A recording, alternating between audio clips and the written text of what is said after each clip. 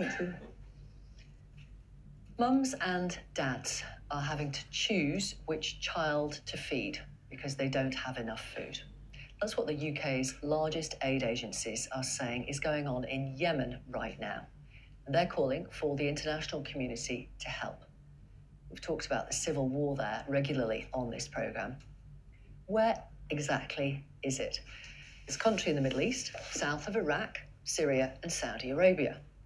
So just how serious is the situation in Yemen now? Well, the UN says nearly 7,000 civilians have been killed in the violence since March 2015, and over 10,000 have been injured. Because of the war, it's estimated 20 million Yemenis, 2/3 of the population, are without adequate food. Let's talk to Ross Bailey from Islamic Relief UK. That's the charity that's one of 14 aid agencies that are coming together this morning to demand action to help people. Ross, it's getting worse. Good morning, Victoria. Yes, absolutely. Yemen is already one of the poorest countries in the Middle East before this crisis started. We're in the fourth year of this crisis and people have really been faced with impossible choices right now. We're talking about a country where half the people are facing starvation. We're talking about a country where 250,000 people are literally on the brink of death now. That's a city the size of Reading who are starving to death. That's how bad the crisis is in Yemen, and it's getting worse day by day. And we have reported that over the last few years, and nothing has changed. It's just continued to get worse. Why?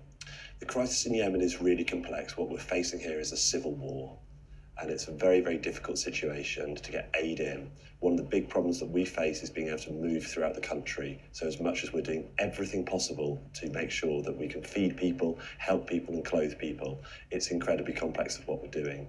What we're seeing is some movement by the international community, and there were peace talks in December, which was the first big breakthrough in nearly 3.5, nearly 4 years of war. But what we're coming together this week as 14 of the largest aid agencies in the UK, we're coming together to say that we cannot stop here, we must continue to take action, and that people, I'm afraid, they cannot eat peace talks. Right, okay, so what do you need now?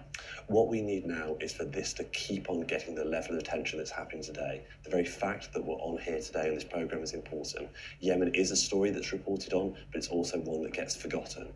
What we need is continued action by the British government. They hold the pen on the UN Security Council, and we need them to keep on taking the action. And more than anything, we need all parties to get back to the peace tables in February, and they need to make sure that we are prioritising a meaningful ceasefire across the whole of the country. And what that looks like is access for humanitarian aid agencies like ourselves to be able to get life-saving aid to the people of Yemen. Because mums and dads are having to choose which child to feed. Right now, we are hearing stories that they are staggering. I've heard stories of mums who are literally faced with boiling hot water, putting salt in and feeding that to their 3-year-old child. That's the meal. I've heard stories of fathers who are being carried in. You know a crisis is bad when it's not a baby, when it's not an infant, when it's not a pregnant mother, but it's a grown man being carried in with dehydration, sickness, and that's where we are in the country right now. And the worst thing that I have heard is I've heard people coming into hospitals with the fillings pulled out of their teeth and trying to sell them for food. These are the sort of stories that the aid agencies that are appealing for more attention to this crisis are telling us on a daily basis. Goodness me. Thank you for telling our audience about it. Thank you. Ross Bailey. Next, we're going to talk about